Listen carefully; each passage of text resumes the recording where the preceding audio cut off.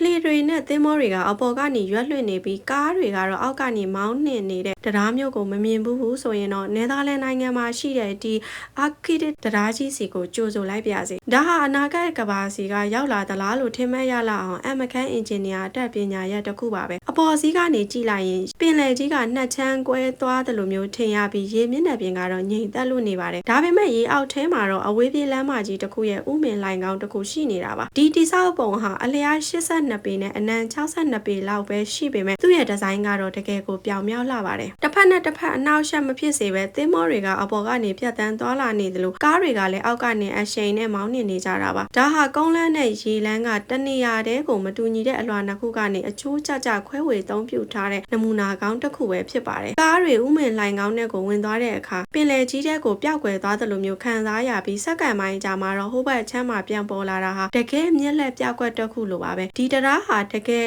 အသုံးဝင်ရုံတင်မကပဲအမှုပညာလက်ရာတစ်ခုလည်းဖြစ်ပါတယ်။အပေါ်မှာသင်္ဘောတွေရှိနေပြီးအောက်မှာကားတွေဖြတ်သွားနေတဲ့မြင်ကွင်းဟာတကယ်ကိုအမခန်းပါပဲ။သင်ရောဒီရေအောက်လမ်းမကြီးကနေကားမောင်းကျင်လားဆိုတာကိုကွန်မန့်မှာပြောပြပေးခဲ့ပါဦး။